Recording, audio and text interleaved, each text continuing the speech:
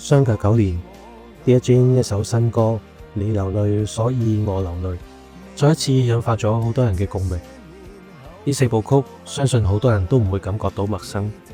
今次嚟到第153章，以不捨為主題，有幾多人又喺小曼同埋浩然嘅故事裏邊投射到屬於自己嘅故事啊？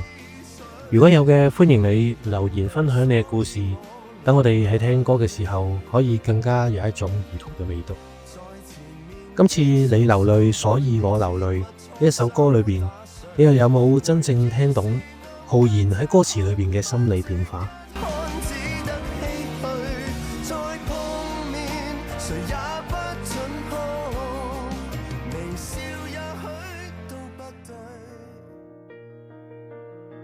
寧願再也記不起，慢動作刪去往日那些片段。歌詞嘅一開始已經講到主角內心最唔想面對嗰份動盪嘅記憶。歌詞裏邊用到寧願嘅字眼，可想而知主角內心嘅掙扎係幾咁強烈啊！喺裏邊究竟係不捨、悔恨定係內疚？需要用到去刪除過去佢同小曼最美好嘅記憶嚟去懲罰自己，明知永遠戒不了，望着那煙圈繼續轉，什麼經得起時代幻變，回頭無限遠。喺人嘅心理裏邊，每個戒唔甩嘅習慣背後都總係有一啲唔想放低嘅依附。故事裏邊浩然戒唔甩嘅煙圈，就係對小曼嗰份刻骨銘心，不知道戀愛這麼重嘅過往，究竟係放唔低定係唔想放低，令到佢冇辦法去戒呢一個煙呢？可能只有食呢一支煙嘅時候，見到嗰一團模糊嘅煙圈，先會令佢有一種覺得小曼仲喺身邊，一路都冇離開過嘅感覺。對你嚟講，嗰個戒唔甩嘅習慣又係啲咩呢？每一次當呢一個習慣出現嘅時候，你又有冇諗起佢啊？我已不太在乎日子怎樣走過，永恆的工作隨風漂泊，拼命看清楚。嗰種你已經唔係好太在乎今日究竟點樣過啊？點都好啦，反正都冇乜意義，不如讓我好好沉醉喺工作裏邊，俾我埋頭苦幹，隨風漂泊啦。可笑嘅係，我越想忘記，就越記得清楚。歌詞嚟到副歌嘅時候，嗰句你流淚，所以我流淚，就好似進入浩然內心更深一層咁樣。你流淚，所以我流淚，未流淚的這些年，後悔到很累。你的最新好友不會問我是誰，已經徹底洗去痕跡，怎麼搞亂思緒？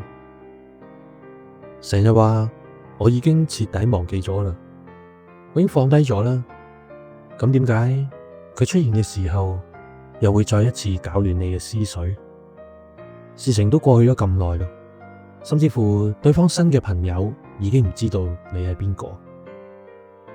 真正令到你好攰嘅底層，其實係嗰份後悔。後悔當日你冇好好咁樣為呢段關係做到最好。所以當每一次見到嗰一個曾經你好想令佢笑嘅人喺你面前流淚，又會再一次觸發到你內心嘅嗰份心痛，嗰份心酸。喺 MV 入邊，大家會見到浩然喺電梯口嗰度等小曼，摸頭，甚至乎對小曼無微不至嘅照顧，都係同只知道感覺失了蹤裏邊嘅 MV 形成強烈對比。人嘅後悔心理成因，就因為佢曾經喺某一啲情況下應該做，但係冇做到一啲嘢，所以浩然選擇喺呢個場合裏邊對小曼付出所有嘅補償，對佢無微不至嘅照顧，試圖去填補翻內心嘅缺口。你流淚，所以我流淚，在面前的新生活，你切勿錯手打碎。如果大家有去到一專嘅專業裏邊，其實隱藏住仲有兩條 views，一條 views 係關於小曼，一條 views 係關於浩然。小曼講到浩然就係第一個令佢知道咩係愛嘅男人，而佢哋之間好似有一個協定，大家都再做一對永遠都唔會分開嘅好朋友。因為如果可能再一次嘅錯手，就會連而家嘅關係都冇埋。我同你嘅回憶都只係一啲暗街窄巷，自得唏噓。再碰面，誰也不准哭，微笑也許都不對。相信呢句歌詞嘅留白，大家都有好多唔同嘅情緒喺裏邊，一切都已經盡在不言中。如果對你好一點，就讓我走出你視線，專心遮掩離愁別緒，無謂留伏線。雖然喺我口裏邊成日都講住唔出現喺你嘅視線，可能我哋最好嘅方法係不留任何一絲嘅離愁別緒，唔好俾任何嘅感情負擔對方。但係我又不知不覺喺生活裏邊時時刻刻咁關心住你。我有一秒認為自己不用拯救，以為可修正，重新適應，卻未見出口。去到呢度，浩然終於真真正正面對自己嘅內心。曾經以為自己唔需要拯救，以為只要等時間慢慢過去就可以重新適應，但係佢揾極都揾唔到出口。令到佢真正揾唔到出口嘅原因，係因為佢內心嘅嗰種內疚同埋後悔。其實每一種情緒嘅背後都有一種原因同埋需求。浩然心裏邊嘅內在小孩產生嘅嗰份內疚同埋後悔，渴望得到自己或者對方嘅原諒。最主要係佢根本冇辦法原諒自己，原諒自己親手失去咗一個心愛嘅另一半。諗起當日喺後街裏邊，你紅紅嘅臉，今日去到紅紅嘅眼，經過呢啲秋與冬，不得不結束一切所有嘅聚散。不愛你能慢慢習慣，比捉緊你更簡單。喺歌詞裏邊帶住嘅嗰一份唏噓，9年嘅回憶裏邊換嚟嘅就係不愛你慢慢能習慣，比捉緊你更簡單。再一次表達咗浩然同小曼嘅關係裏邊嗰份珍惜同埋小心翼翼，唔想再一次失去你，因為再一次嘅失去可能就係永遠。太掛念，才決不肯講，藏我心底的一句。